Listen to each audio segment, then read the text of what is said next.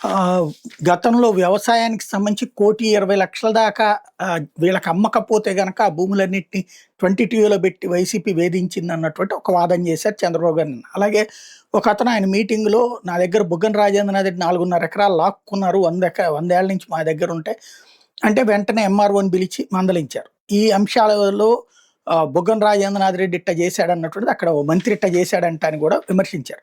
ఈ నేపథ్యంలో బుగ్గన స్పందించారు. ముఖ్యమంత్రి స్థాయిలో ఉన్న వ్యక్తికి రెవెన్యూ వ్యవహారాల మీద అవగాహన ఇంతేనా అంటూ ఆశ్చర్యం వ్యక్తం చేశారు.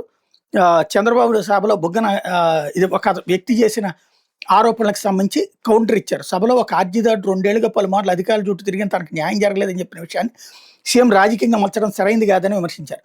ఈ సందర్భంగా బుగ్గన మాట్లాడుతూ అది ఇద్దరు అన్నదమ్ముల మధ్య ఉన్న వ్యక్తిగత సమస్య కావడంతో అధికారులు దాన్ని పరిష్కరించలేకపోయారని చెప్పారు. నిజంగా అర్జీదారుకి న్యాయం చేయాలనే ఉద్దేశం ఉంటే సంబంధిత విషయాన్ని జిల్లా కలెక్టర్గా పెంచి నిర్ధారణ చేయాలని సూచించాలని పేర్కొన్నారు. ప్రతి విషయాన్ని రాజకీయంగా మార్చడం ముఖ్యమంత్రి స్థాయి నాయకుడికి తగదని వ్యాఖ్యానించారు. తమ కుటుంబానికి, తమ అనుచరులకు ఇతరుల ఆస్తుల మీద ఎలాంటి ఆశలు, అపేక్ష లేవని స్పష్టం చేశారు. 100 ఏళ్ల క్రితం నుంచి తమ కుటుంబం ఏ ఇంట్లో నివసిస్తోందో ఈ రోజుకి అదే ఇంట్లో ఉంటున్నామని చెప్పారు. తమ కుటుంబం వద్ద ఉన్న ఆస్తులు 70% దానం చేసిన చరిత్ర ఉందని బుగ్గన గుర్తు చేశారు. తాము దానం చేసిన ఆస్తులను చూడాలంటే ఒక రోజు సమయం పడుతుందని, సమయం చూసుకుని వస్తే వ్యక్తిగతంగా చూపిస్తానని చెప్పారు. సభలో ముఖ్యమంత్రి అడిగిన ప్రశ్నకు సమాధానంగా ఆర్డీఓ ఆ భూమి అస్సైన్డ్ అని, ఆదిదాడికి సంబంధం లేదని చెప్పినప్పటికీ ఆ విషయాన్ని బుల్డోజ్ చేసి సీఎం ఆరోపణలు గుప్పించారని విమర్శించారు. ఇది తిరుమల లడ్డు వ్యవహారంలో ఉందని పేర్కొంటే అప్పట్లో ఈవో శ్యామలరావు వాస్తవాలు చెప్పినా వాటిని పట్టించుకోలేదని గుర్తు చేశారు. సిబిఐ సిట్ కూడా శ్యామలరావు చెప్పింది నిజమని తేల్చిందని గుర్తు చేశారు.